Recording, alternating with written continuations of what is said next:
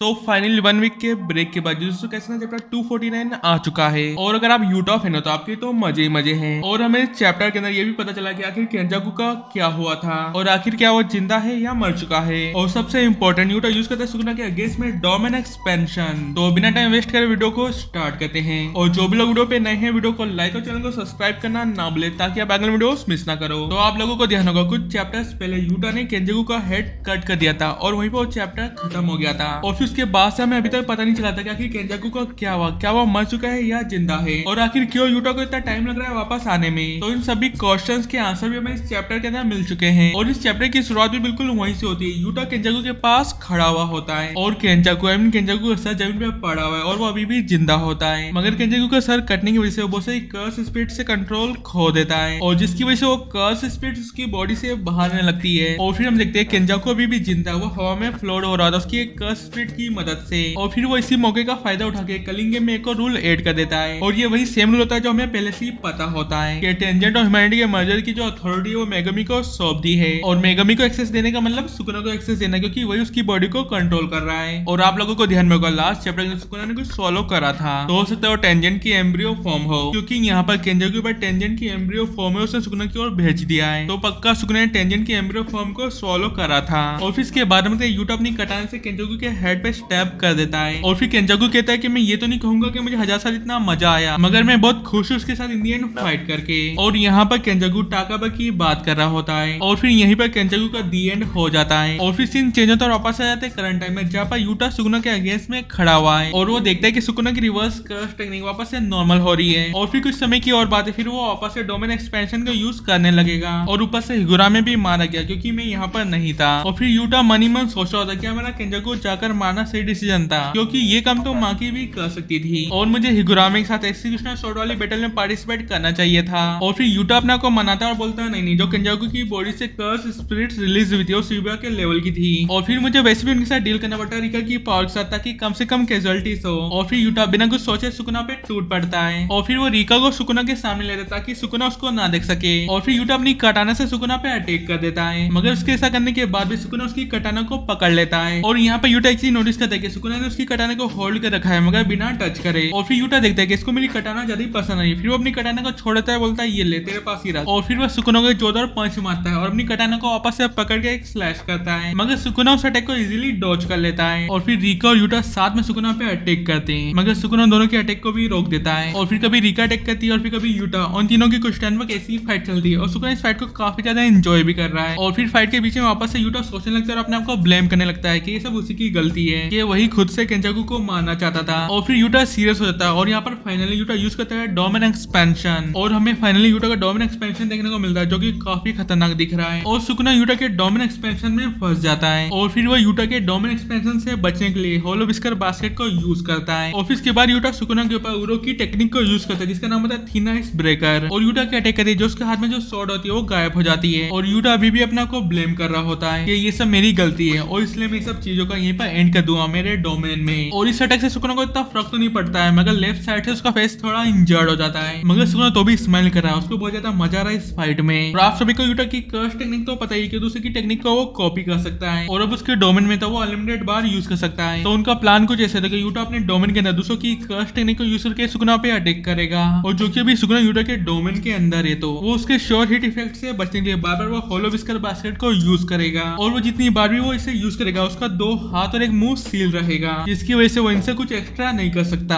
और यहाँ पर सिर्फ यूटा नहीं होता जो सुकुना से फाइट करेगा, यहाँ पर यूजी भी होता है। और यूजी अपनी सॉल्व शॉपिंग टेक्निक को यूज करके सुकुना को मेगमी की बॉडी से बाहर फेंकने वाला है। मगर यहाँ पर दिक्कत ये है कि सुकुना को भी इनके प्लान के बारे में पता होता है, क्योंकि सुकुना ने मेगमी की मेमोरीज देखी थी, उससे पता है कि यूटा कौन है, उसकी कर्स टेक्निक्स क्या है। और फिर सुकुना हंसते हुए यूजी का मजाक उड़ाता है और बोलता है अब तो तुम बहुत खुश हो गए कि फाइनली तुम्हें कुछ रोल मिल गया है। और फिर यहीं पर ये चैप्टर खत्म हो जाता है एक नोट के साथ, ये new and old main character Sukuna से एक साथ फाइट करने वाले हैं। तो आप लोगों को क्या लगता है कि ये प्लान कितने टाइम तक टिके रहने वाला है? क्योंकि इस चैप्टर के अंदर खुद यूटा ने कहा था कि कुछ टाइम और फिर सुकुना भी अपने डोमेन एक्सपेंशन को यूज करने लगेगा। तो यार इस वीडियो में बस इतना। अगर वीडियो पसंद आए तो वीडियो को लाइक और चैनल को सब्सक्राइब करना ना भूलें ताकि आप अगली वीडियो मिस ना करो। तो फिर मिलते हैं नेक्स्ट वीडियो में, तब तक के लिए बाय बाय।